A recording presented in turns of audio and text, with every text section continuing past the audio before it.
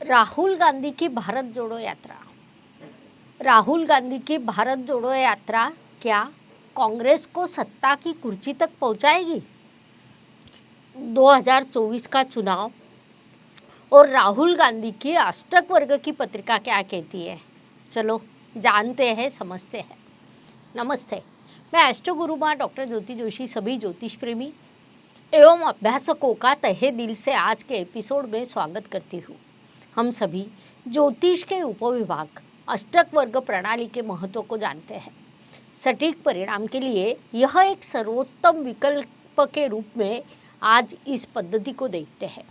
इस पद्धति के माध्यम से कई बड़ी चीज़ों को बड़ी आसानी से देखा जा सकता है और सही निष्कर्ष पर पहुंच सकते हैं। इसीलिए इस पद्धति के माध्यम से हम आज के विषय का अध्ययन करेंगे। यह विषय अगले साल होने वाले लोकसभा का आम चुनाव है।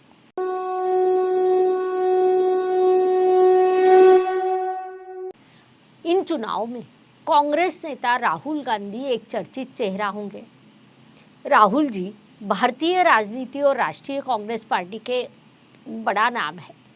उनका जन्म देश के प्रतिष्ठित नेहरू गांधी परिवार में हुआ है। राहुल गांधी के दादा पंडित जवाहरलाल जी नेहरू स्वतंत्र भारत के पहले प्रधानमंत्री थे। इंदिरा जी गांधी और पिता राजीव जी गांधी देश के सफल प्रधानमंत्री थे।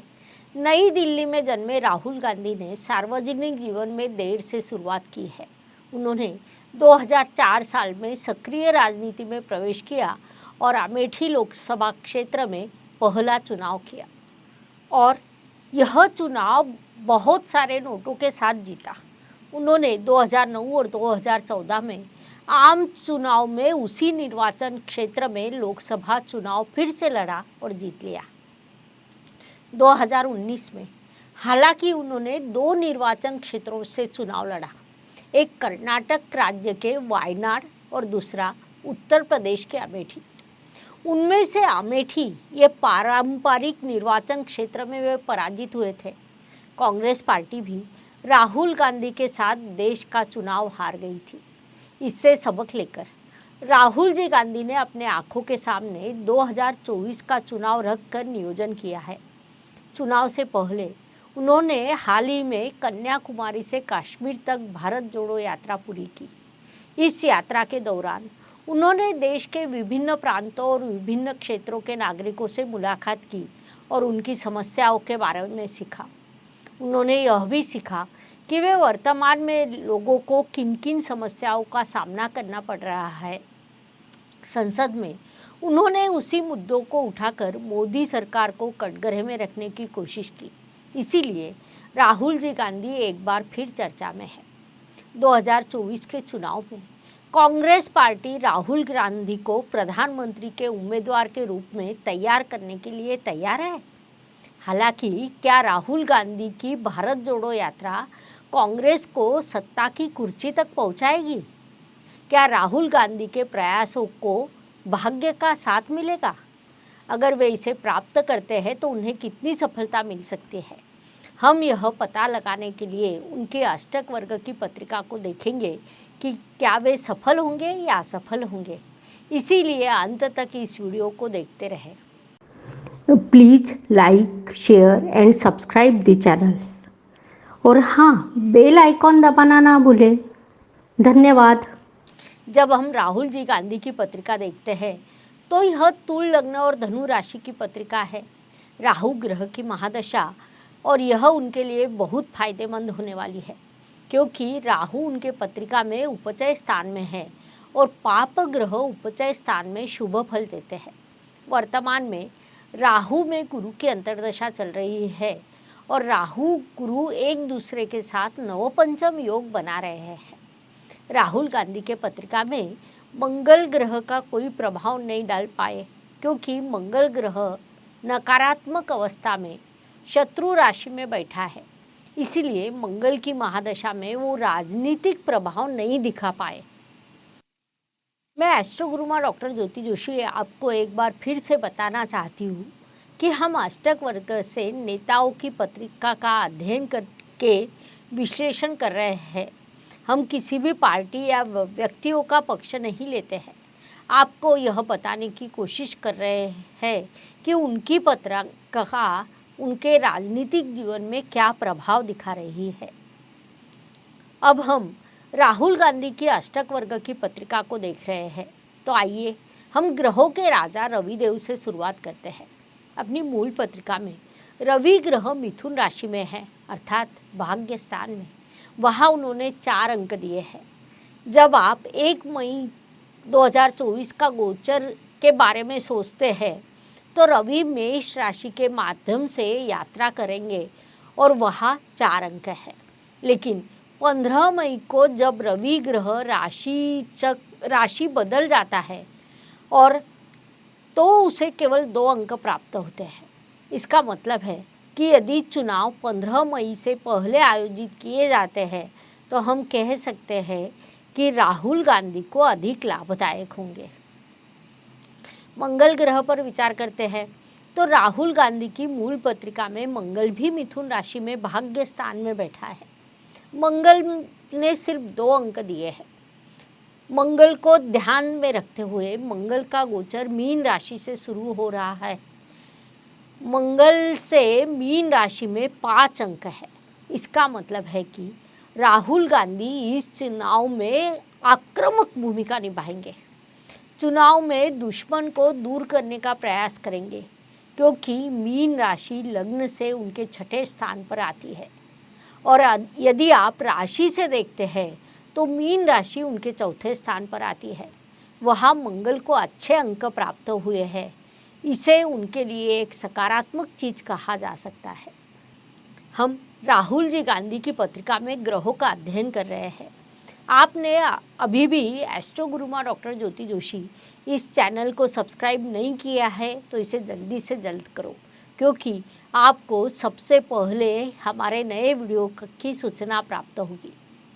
अब हम राहुल गांधी की पत्रिका में बुध ग्रह पर विचार करते हैं। अपनी मूल पत्रिका में बुध ग्रह वृषभ राशि में स्थित है और वहाँ उन्होंने 7 अंक दिए हैं। बुध का गोचर मीन राशि से शुरू है, वहाँ भी 6 अंक मिले हैं।